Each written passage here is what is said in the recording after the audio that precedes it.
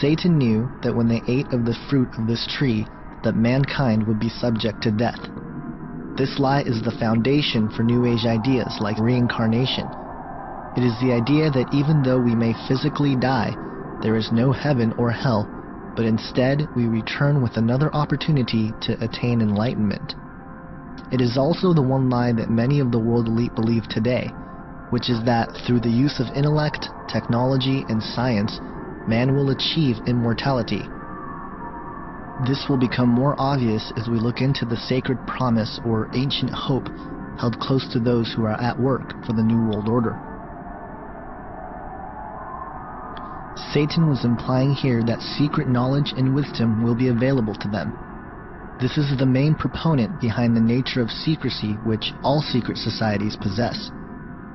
It is the idea that unattainable information will be partitioned to those who submit to the request of the one who holds the knowledge. It also plays on the hope promoted by the New Age movement, which claims that we are all spiritually evolving into a higher consciousness, and that if one would only tap into this universal energy force, they would realize that they are God. The New World Order and its components, secret societies, New Age movement, transhumanist movement, and even the alien agenda in many ways is predicated on this one lie. The idea that man would become God is the elusive carrot on a stick that has been behind many, if not all, of man's attempts to acquire power, authority, and dominion over the masses while conquering death and nature in the process. Furthermore, we can trace ideas like pantheism and the concept that God is a force, or that everything within the universe is God and thus we are God, back to this lie. It is the ultimate deception because it plays on human pride. It is the driving force behind ideas such as morality is relative and karma. It is the denial of evil and accountability to sin. This is the core of the Luciferian doctrine. It is the blueprint to what the select group of men have been working on for centuries. Exclusive knowledge to achieve immortality and become gods, all without the help of the Creator God, but by our own use of intellect. As we will come to see, this idea, which goes by many names like the Sacred Promise and an Ancient Hope, has been sought after by men for centuries. Here's the way they look at it. Here's their metaphor for the end of innocence. Adam and Eve were held prisoner in the Garden of Eden by an unjust, cruel, and vindictive God.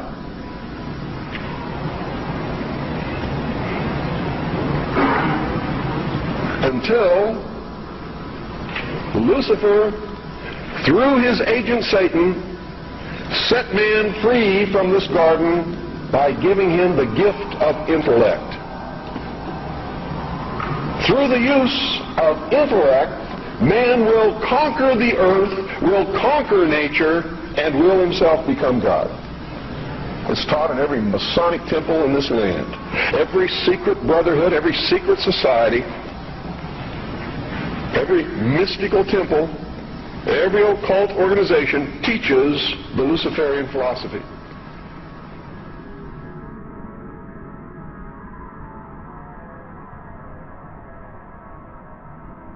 When our founders declared a new order of the ages, they were acting on an ancient hope that is meant to be fulfilled.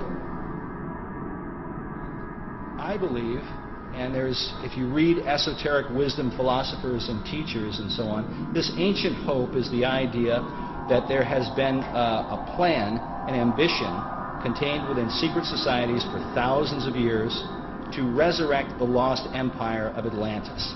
And for those who don't know, the whole idea of the new Atlantis and the New World Order and the New Order of the Ages are, if you read the writings of these societies, they are all one and the same thing. The ancient hope, of which Bush refers to in his second inauguration speech, demonstrates that Bush, or at the very least the authors of his speech, are well aware of the plan initiated by an ancient occult hierarchy now operating as secret societies to forge a world empire. The promise to those who help build this empire is that they will attain godhood themselves and become a part of a family of perfected human beings.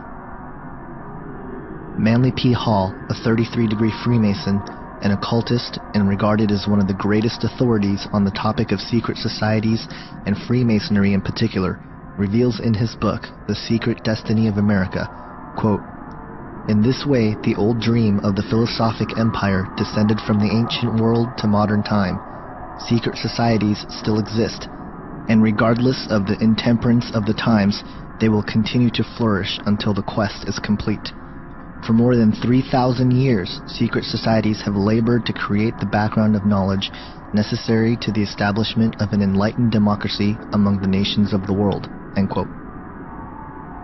Hall goes on to explain that America was not founded as a constitutional republic based on biblical principles, but rather a massive experiment of social engineering formed out of the principal visions described in Sir Francis Bacon's book, The New Atlantis, in 1627.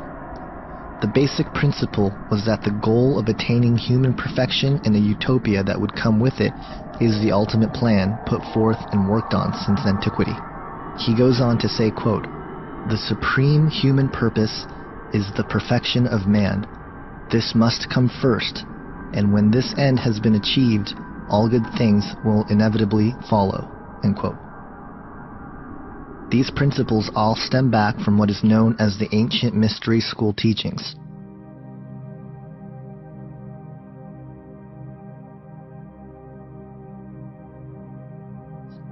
The ancient mystery school teachings is an esoteric, spiritual wisdom and philosophy passed down by the initiated elite for centuries. It is in fact one and the same as the Luciferian doctrine that one day man will become God through the use of his own intellect. This is the religion of the New World Order, which is operating in various degrees under various secret societies, cults, and even high-ranking religious circles. The origin and understanding of the mystery schools and its history can be found in theosophical writings. Keith Thompson, in his film Aquarius, Age of Evil, does a full expose on the founding of theosophy, its connection to secret societies, the New Age movement, Zeitgeist, and ultimately the New World Order. In a document entitled The Mystery Schools, written by Grace Noach of the Theosophical Society, reveals the origin of the ancient mystery teachings.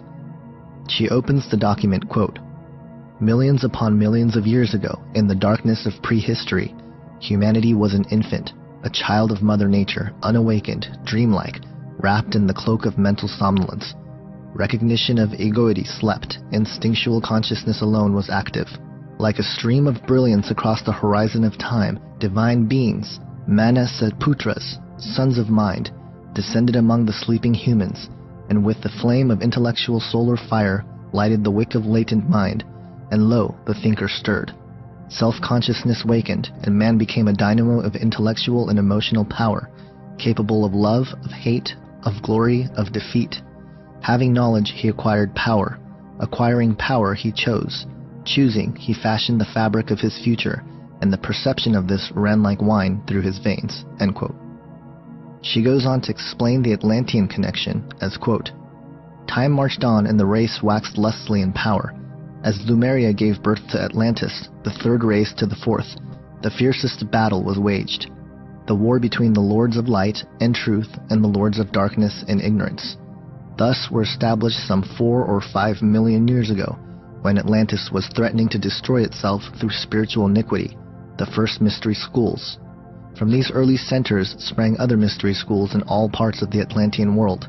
By the time the Atlanteans were in their heyday of material splendor, these schools were working their hardest to stem the increasing tide of sorcery."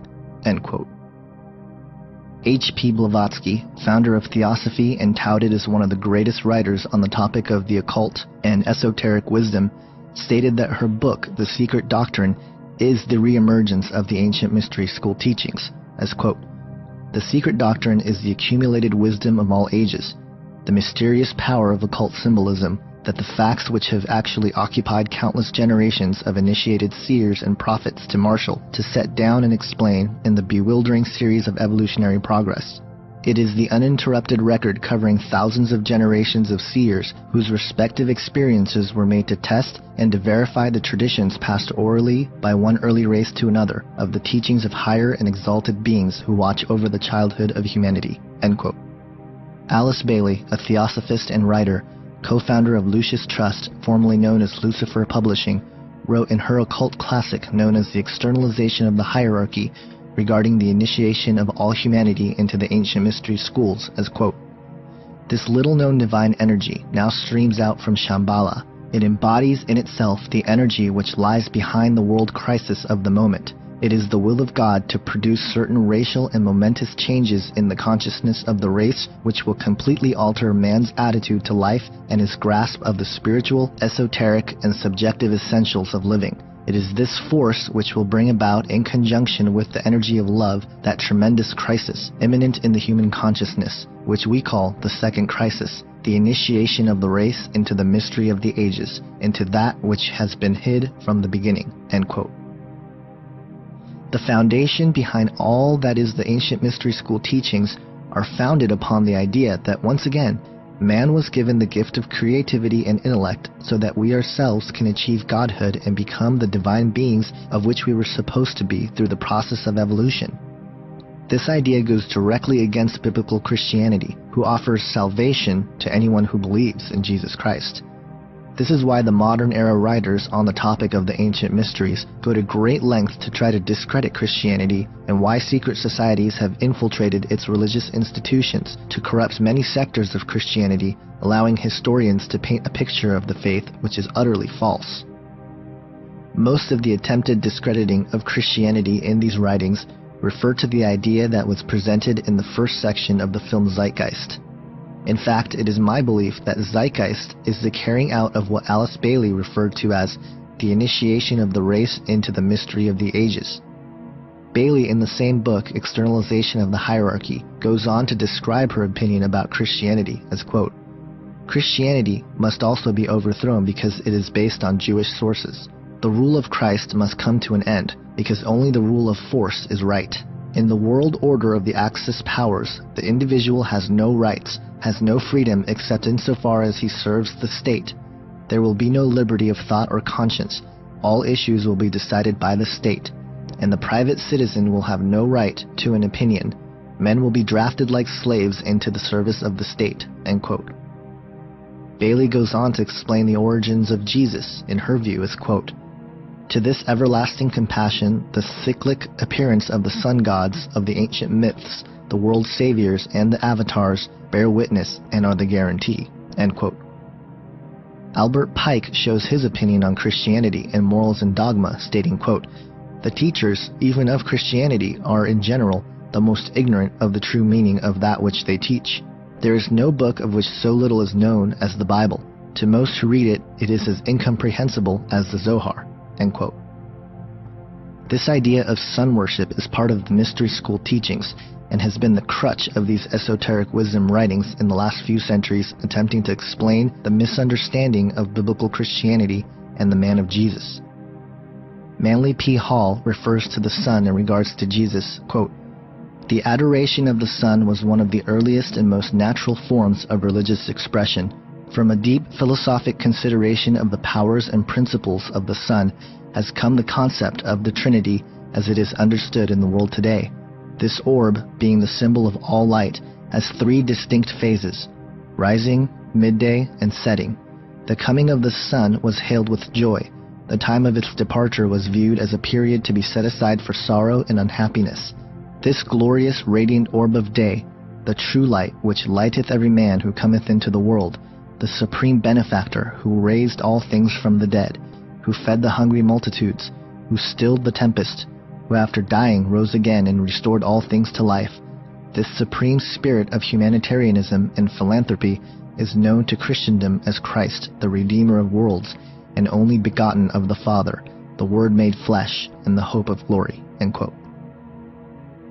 Not surprisingly, Helena Blavatsky also refers to astronomical underpinnings of Christianity, quote, "It is useless and vain for the Protestants to explain against the Roman Catholics for their Mariolatry, based on the ancient cult of lunar goddesses, when they themselves worship Jehovah, preeminently a lunar god, and when both churches have accepted in their theologies the Son Christ of the lunar Trinity."